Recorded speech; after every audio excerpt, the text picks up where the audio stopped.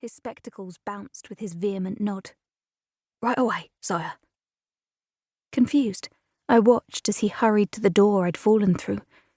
He'd closed it since my arrival, and he did so again after crawling onto the landing of the stairwell beyond, to do as Hellebore's king had commanded. It was then I saw it. A head. Felon's head had rolled from the sack near Florian's boots. Eyes darkened with hatred were now forever frozen with fear.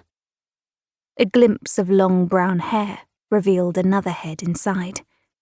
2 more heads, I knew. I clutched the blanket tighter, unwilling to believe it, not expecting to have the ability to be sickened after all that had transpired. A coppery taste corroded over my tongue. Bile climbed my throat. I pushed it down and looked at Florian. "Why are you so familiar with Gain?" He was so still, I failed to see his chest rise while I frowned at him, waiting. His jaw appeared to tick in tandem with each slow beat of my heart. His eyes remained clasped to my exposed shoulder. When he finally spoke, he did so too softly and through his teeth. "Turn around, Talia." My laughter was breathy and sour. "I won't take orders from you again." Still holding the knife, I lifted it. "I'd rather you kill me than face more torment and lies."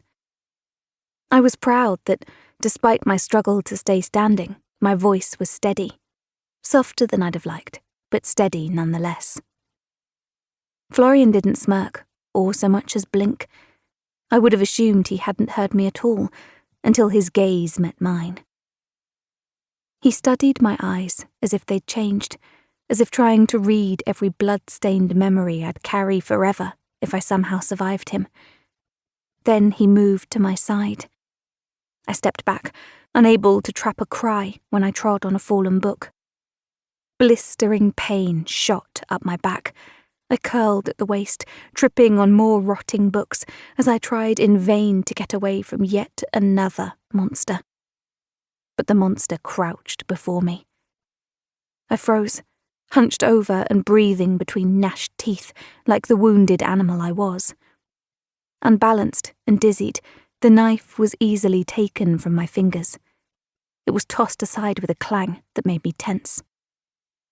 My muscles spasmed, and I swallowed a whimper. Florian noticed. His lips pressed together before he clipped. "Sit."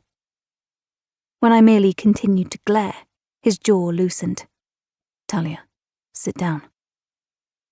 The gentler cadence had my knees lowering to the wood floor before my brain could order my heart to stay out of this. "I'm not your pet, Florian," I said, close to pleading. "Just leave me alone." "I cannot do that." My eyes snapped to his, tears blurring my vision. Carefully, he shifted blood-stained strands from my cheek and tucked them behind my ear.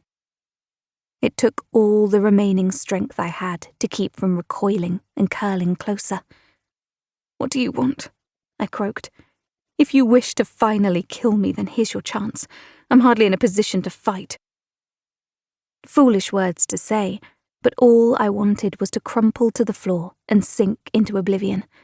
I needed the pain to end, all of it to just end. Florian's fingers stilled, then fell. His features seemed to pale. Gain returned, the small door creaking closed and his footsteps approaching from behind. "She needs a healer, sire. Desperately."